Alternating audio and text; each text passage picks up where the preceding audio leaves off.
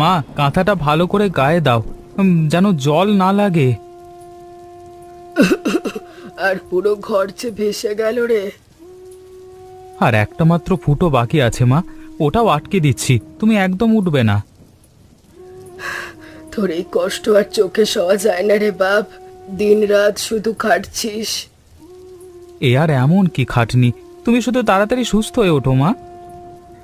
সুস্থ হয়ে কি করব? ঘরে একদানা চাল নেই, একটা কাজও তো জুটলো না তোর। জুটবে মা, নিশ্চয়ই জুটবে। এত বড় গ্রাম, একটা কাজও কি পাবো না? কালকে সকালেই আবার বের হব। কে জানে কি আছে কপালে। এই ঝড় বৃষ্টির রাতে মাথা গোজার ঠাইটুকুও বুঝি থাকে না। তুমি ভেঙে পড়ো না মা, আমি তো আছি, সব ঠিক করে দেব। পড়াশোনা করলি, এত বুদ্ধি তোর, অথচ আজ আমাদের এই দশা। বুদ্ধি দিয়ে তো আর পেট ভরে না মা, কাজ লাগে। তুমি একটু ঘুমানোর চেষ্টা করো তো। জমিদার বাবু, সর্বনাশ হয়ে গেছে বাবু, আমার সব শেষ। আরে মদনা যে, কি হয়েছে? এত সকাল কাঁদতে কাঁদছো, মানে কাঁদছো কেন? ভেতরে এসো, ভেতরে এসো। হ্যাঁ, আর ভেতরে যাওয়ার জায়গা নেই বাবু। কাল রাতের বন্যায় খালের ওদিক থেকে একটা রাক্ষসে সাইজের রূপালী ইলিশ ঢুকেছে আমাদের জমিতে। ইলিশ মাছ? সে তো খালের জলে থাকবার কথা, জমিতে কেন? শুধু আমার নয় বাবু, গ্রামের প্রায় বেশিরভাগ চাষির জমি তছনছ করে দিয়েছে ওটা। এবার আমি আপনার খাজনা দিতে পারবো না বাবু, আমায় ক্ষমা করে দিন। খাজনা নিয়ে তোমাকে ভাবতে হবে না মদনা, মানে মদন, ওটা মাফ করে দিলাম। কিন্তু মাছটাকে তো আটকাতে হবে, নইলে তো পুরো গ্রামের চাষিরা না খেতে পেয়ে মরবে। ওপরওয়ালা আপনার মঙ্গল করুক বাবু, আপনি কিছু একটা ব্যবস্থা করুন। আচ্ছা, তুমি এখন বাড়ি যাও, শরীরটা পরিষ্কার করো গে, আমি দেখছি কি করা যায়।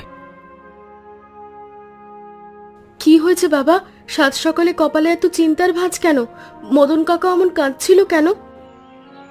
আর বলো না মা, খালের দিক থেকে একটা বড় ইলিশ ঢুকে চাষিদের সব জমি নষ্ট করে দিচ্ছে, চাষিরা তো না খেয়ে মরবে। একটা মাছের জন্য এত চিন্তা? গ্রাম শুদ্ধ মানুষ মিলে ওটাকে ধরে ফেললেই তো হয়। বলা সহজ মা, মাছটা আকারে বিশাল, আর পানির স্রোতে ওটাকে ধরা অত সহজ নয়। কেউ গায়ে হাত দিতেই সাহস পাচ্ছে না। একটা কাজ করো না বাবা, তুমি পুরো গ্রামে ঢেড়া পিটিয়ে ঘোষণা করো যে ওই ইলিশ মাছটাকে ধরে দিতে পারবে তাকে জমিদার বাড়ি থেকে বড় পুরস্কার দেওয়া হবে। বাহ, বুদ্ধিটা তো মন্দ দিসনি মা।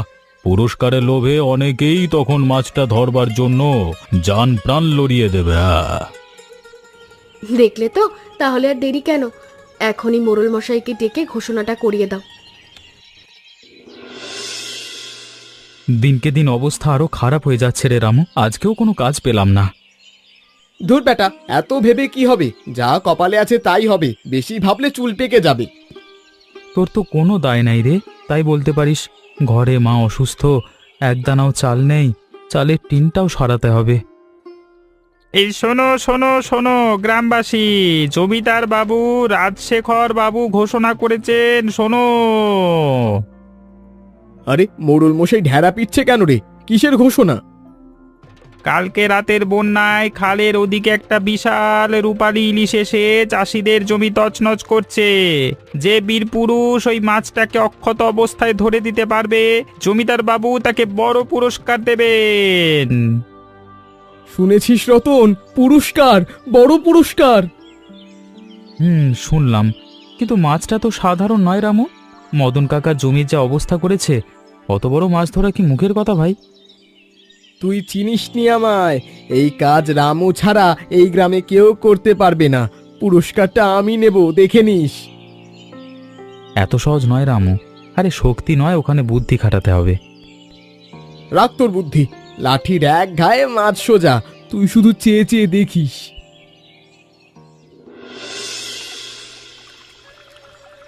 ওই তো রামু, তোর বাঁদিকে ঝোপটার কাছে গেল, মার মার, লাঠি দিয়ে মার। সাবধানে সাবধানে রামু, যে সাইজের মাঝে বাবা, তোকে টেনে হিঁচড়ে মাঝ নদীতে না নিয়ে চলে যায়। উড়ি বাবা! তোরা চুপ কর তো, ডাঙায় দাঁড়িয়ে জ্ঞান দেওয়া না সোজা। মাছটা আমার হাতের মুঠোয়, আজ এর একদিন কি আমার একদিন। মুখে বড় বড় বাতেলা না মেরে নে, একটা কোপ মারতো দেখি, শুধু তো পানি ছেড়া উঠে যায়। এই দেখ তাহলে, হাত সাপাই দেখ এবার।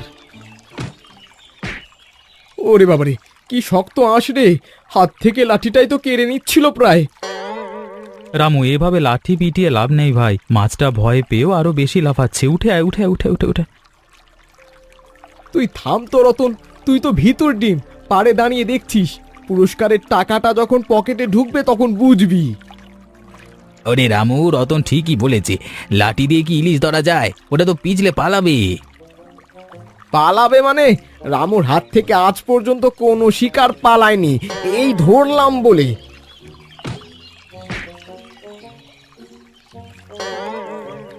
মাছ ধরতে এসে নিজের মাছের খাবার হতে বসেছিল। আরে রূপালী ইলিশ তোকে কালো ভূত বানিয়ে দিল রে রামু। তোরা তোরা হাসছিস? দাঁড়া, তোদের দেখে নেব। লাঠি দিয়ে একে কোনোদিন ধরা যাবে না। স্রোতটা যেদিকে নামছে ঠিক সেখানে একটা বাঁশের ফাঁদ পাততে হবে, জল ওকে ফাঁদের ঠিক টেনে আনবে। ওরে রতন, মাঝরাতে উঠানে বসে কি করছিস?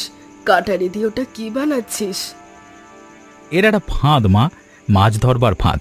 খুব মোলায়েম করে বানাচ্ছি, যেন একবার ঢুকলে আর বেরোতে না পারে।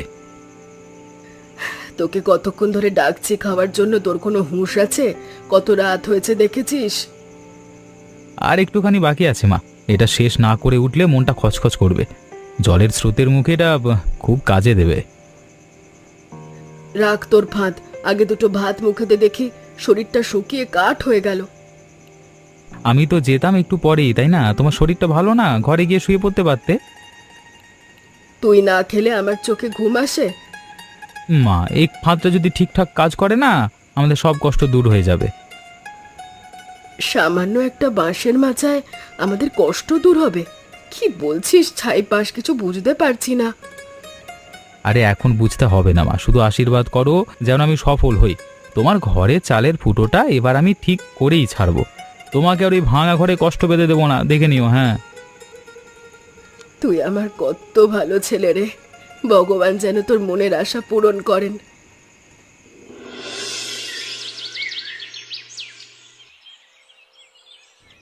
হ্যাঁ ঠিক আছে, স্রোত এবার নিজে থেকেই কাজ করে দেবে। হ্যাঁ, এই যে মশাই, সকাল সকাল পানির মধ্যে নেমে এত খাটাখাটনি কিসের জন্য?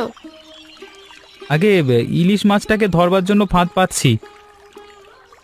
ও মা, সামান্য কিছু পুরস্কারের টাকার জন্য এত কষ্ট করছেন?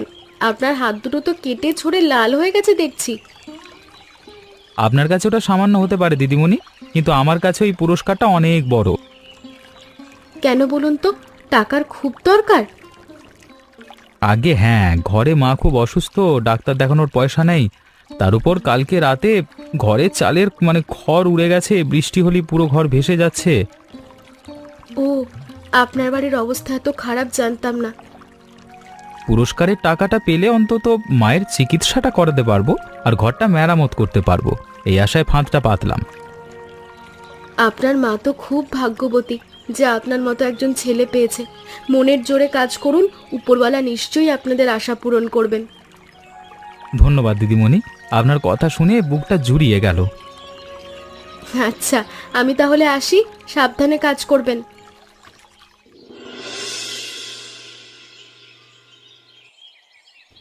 ওরে রতন, রতন রে, জলদি বাইরে আয়। সর্বনাশ, না না না না, পৌষ মাস হয়ে গেছে রে। কি হয়েছে মদন কাকা, অমন চিৎকার করছো কেন?